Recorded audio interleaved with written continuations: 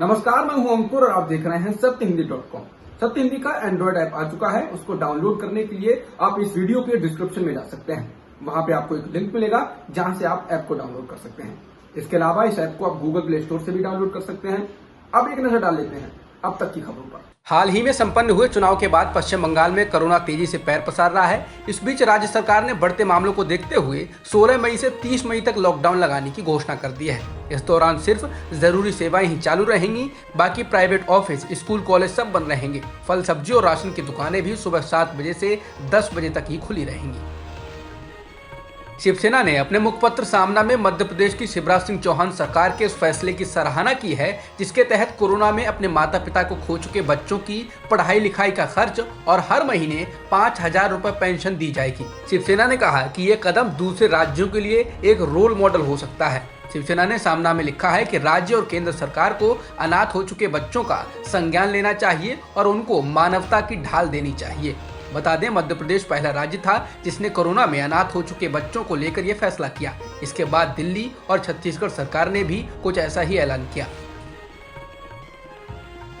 भारत में पिछले एक दिन में 3,26,000 से अधिक कोरोना संक्रमण के मामले दर्ज किए गए हैं और 3,890 लोगों की मौत हुई है, जिसके साथ ही देश में कुल संक्रमितों का आंकड़ा 2,43,72,000 के पार हो गया है और सरकारी आंकड़ों में मृतकों की संख्या 2,66,000 के पार हो चुकी है। इसके अलावा सक्रिय मामले 36,73,000 के पार हैं।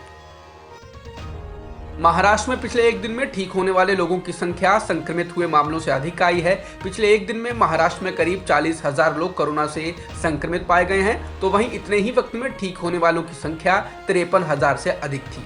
वहीं मुंबई में भी सक्रिय मामले घटकर 37,656 हो गए, जो कि एक महीने पहले 87,000 से अधिक थे। दिल्ली में कोरोना के मामलों में लगातार कमी आ रही है। दिल्ली के मुख्यमंत्री अरविंद केजरीवाल के अनुसार पिछले 24 घंटों में दिल्ली में 6,500 नए मामले आए और पॉजिटिविटी दर घटकर 11% हो गई है। इस दौरान अरविंद केजरीवाल ने कहा कि मामले कम हो रहे हैं, लेकिन हम अपने काम में बिल्कुल ढिलाई नहीं कर रहे हैं।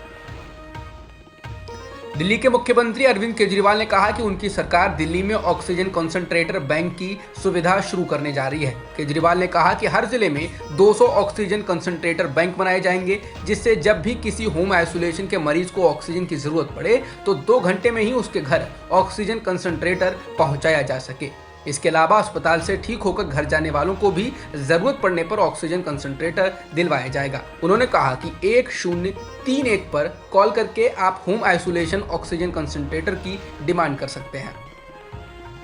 आज प्रधानमंत्री नरेंद्र मोदी कोरोना के कारण बनी परिस्थितियों की समीक्षा करने के लिए एक उच्च स्तरीय बैठक कर रहे हैं। इसमें वर्तमान हालात और कोरोना टीकाकरण को लेकर चर्चा की जाएगी।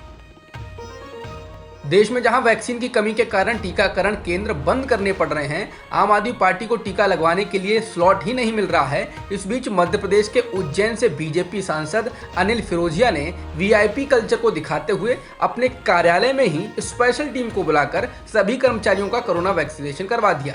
आज तक की खबर के अनुसार टीकाकरण की तस्वीरें कर्मचारियों ने सोशल मीडिया पर डाल दी तो विवाद शुरू हो गया। बता दें, 18 साल से ज्यादा के लोगों को टीका तो दूर, जिन 45 साल से ज्यादा के लोगों ने पहली डोज लगवा ली है उनको दूसरी डोज नहीं मिल पा रही है। भारत में कोरोना की दूसरी लहर को लेकर विश्व स्वास्थ्य संगठन यानी WHO के प्रमुख डॉक्टर टेड्रोस एडनोम घेब्रेयेसस ने कहा है कि भारत में कोरोना संक्रमण की स्थिति अब भी बेहद चिंताजनक है। उन्होंने कहा कि भारत में अभी भी कई राज्यों के मामले कम नहीं हो रहे हैं और अस्पतालों में स्थिति बेहद खराब है। वहां मरीजों की भर्ती के लिए मारामारी की स्थिति बनी हुई है। उन्होंने कहा कि भारत में कोरोना महामारी से लड़ने के लिए विश्व स्वास्थ्य संगठन मदद कर रहा है।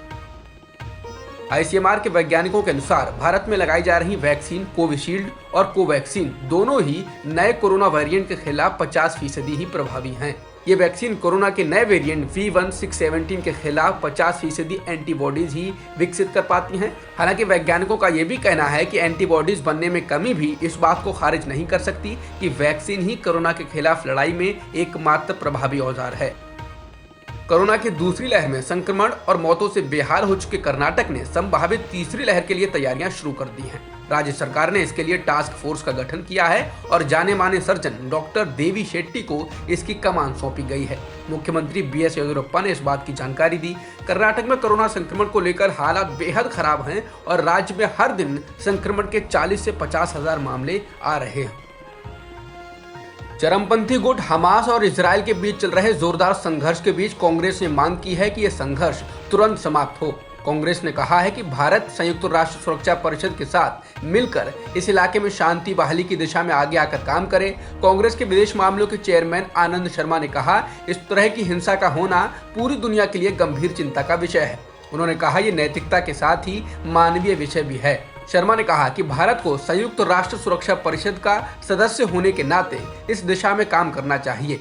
शर्मा ने कहा कि फलस्तीन के लोगों को सम्मान के साथ रहने का अधिकार है और इसी तरह इजरायल के लोगों के भी अपने अधिकार हैं। इजरायल और फलस्तीन के बीच जारी हिंसक लड़ाई थमने का नाम नहीं ले रही है। बीती रात भी इजरायल के द्वारा गाजा पट्टी पर एयर स्ट्राइक की गई और गाजा पट्टी से हमास की ओर से रॉकेट दागे गए। इस लड़ाई में अभी तक कम से कम 132 फलस्तीनी लोगों की जान जा चुकी है, जिनमें 32 बच्चे और 21 महिलाएं शामिल हैं। इसके अलावा घायलों की संख्या 950 तक बताई जा रही है। वहीं हमास के हमलों में अभी तक 8 इजरायली लोगों की मौत हो चुकी है।